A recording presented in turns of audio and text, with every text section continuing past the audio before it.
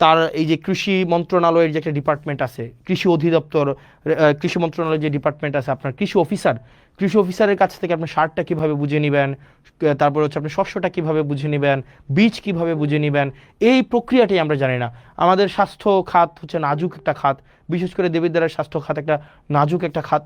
আমরা সেখানে কিভাবে ডাক্তারদের থেকে হচ্ছে আমরা চিকিৎসাটা নিব, কিভাবে পরীক্ষা করাবো, এই জায়গাগুলোতে আমরা বুঝি না।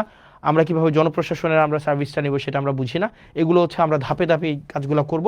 আমি যে জিনিসটা আপনাদের কাছে আজকে বলতে আসছি, যতগুলো কার্যক্রম আছে আমাদের প্রত্যেকটা কার্যক্রমকে আপনারা হচ্ছেন এই জায়গায় আপনারা পেয়ে যাবেন। এই যে জবাবদিহিতা যে পেজটা আমি যতদিন পর্যন্ত মানুষ চাইবে, যতদিন পর্যন্ত হচ্ছে আমাদের এই সংসদ হচ্ছে চলমান থাকবে, ততদিন পর্যন্ত আমাদের দেবিদ্বারের যতগুলো কার্যক্রম আছে এই কার্যক্রমগুলো হচ্ছে আপনারা এই পেজে পেয়ে যাবেন, জবাবদিহিতা পেজে হচ্ছে আপনারা পেয়ে যাবেন।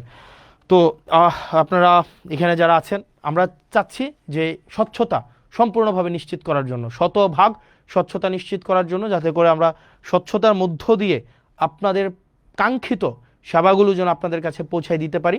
আপনাদের যদি কোনো প্রশ্ন থাকে আপনারা আমাকে প্রশ্ন করতে পারেন। আমার কাছে মনে হচ্ছে, আমি ক্লাস নিচ্ছিলাম, আমার কাছে মনে হচ্ছিল যে আমরা হচ্ছে এই সেবাগুলো কিভাবে মানুষ মানে পাওয়া উচিত,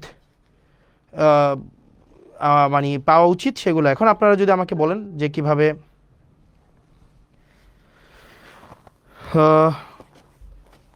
আপনারা যদি কোনো প্রশ্ন থাকে আপনারা আমাকে প্রশ্ন করতে পারেন।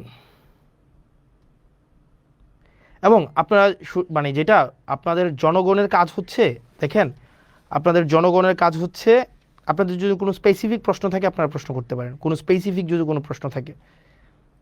আচ্ছা, আমাকে বলছে যে বিভিন্ন রাস্তার, ভাই 15টা ইউনিয়নে সবই রাস্তা খারাপ, এগুলোর জন্য তো সময় লাগবে। আপনি দেখেন আমাদের হচ্ছে শপথ হয়েছে 17 তারিখ, এই মাসটা ছিল আবার তাও 28 দিনের, তার মানে এদিক থেকে 11 দিন, এদিক থেকে 10 দিন, টোটাল হয়েছে 21 দিন।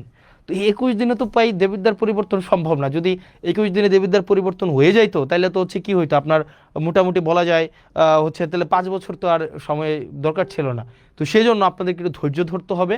এবং আমাদের যে ইউনিয়নগুলো আছে, আমি যদি দেখি সবচেয়ে নাজুক ইউনিয়ন হচ্ছে, যদি তালিকা করতে যাই সবগুলোই হচ্ছে 1 নম্বরে থাকবে। আমি যদি নাজুক ইউনিয়নের তালিকা করতে চাই 1 নম্বরে থাকবে। তবে আমরা প্রত্যাশা রাখবো, আমাকে একটু সময় দেন, আপনারা আমাকে একটু সহযোগিতা করেন দলমতের ঊর্ধ্বে উঠে।